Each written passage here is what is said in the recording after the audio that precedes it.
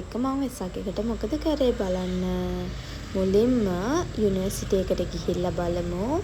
ඒකේ මොකද උනේ කියලා. මොකද ක්ලාස් ති කරලා තිබුණා. තව දන්සලුත් තිබුණා. ඒක හින්දා ගිහින් බලමු.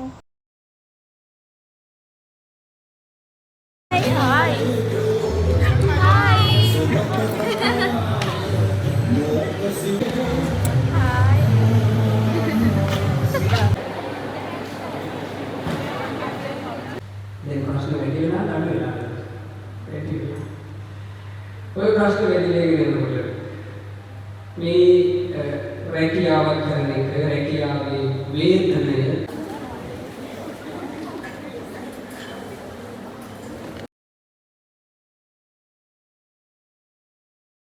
ඔයාලට අයිස් කන්න බෑ නම් ඔයාලා අයිස් අරන් ඒක මට දෙන්න.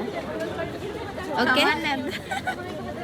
කන්න බැරි එක නෙමෙයි. දුන්නොත් මම කනවා. මට මේ පොලිමේ ඉඳගෙන තෙමීගෙන යන්න මේ ප්‍රශ්නේ තමයි. තෙමෙන්නේ නැහනේ ඔයාලා. තියෙන වාසිය. යාට අයිස්ක්‍රීම් කන්න බෑද? මට අයිස්ක්‍රීම් කන්න පුළුවන්. අයිස්ක්‍රීම් කන්න විඳින දුකක්.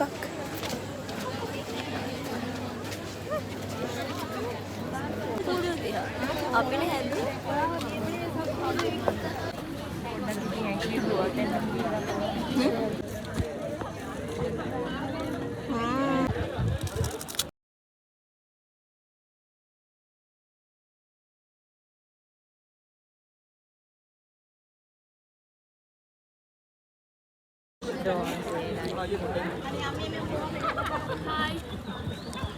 ආයි කියන පැටිය. ආයි ළමයි.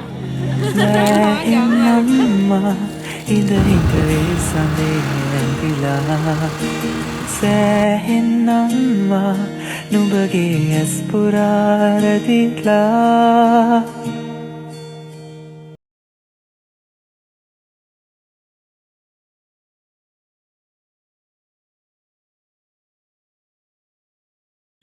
අපි ආවා ජපන් අපේ පැත්තේ තියෙන ජපන් පන්සලට. මේක තියෙන්නේ නිකන් ගමක් ඇතුලේ වගේ. හැමතැනම තියෙන ගස් වවලා. හරිම ලස්සනයි නිස්කලංකයි. රාත්‍රී ළමා ඉතින් හුඟක් ලස්සන ලයිට්ස් දැම්මාම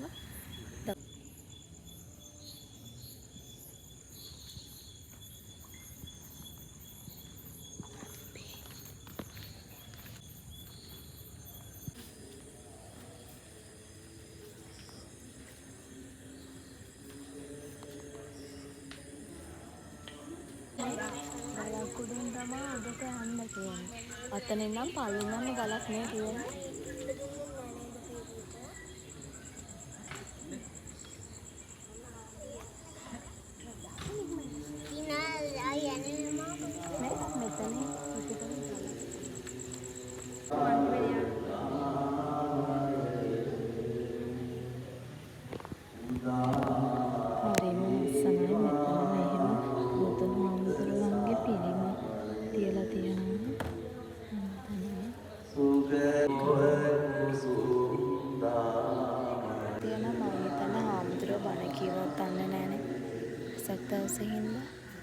ඉඳගෙන ඉන්න පුටු දාලා තියෙනවා. යන්න තියෙනවා කැලේ මැදි. ඇය රෑ වෙලා හින්දා යන්න දෙනවද දන්නේ නැහැ. ඇත්තටම එහාට යන්න දුන්නේ නැහැ. මොකද එහෙ නාය ගිහිල්ලලු මං හිතන්නේ වැස්සටද කොහෙද.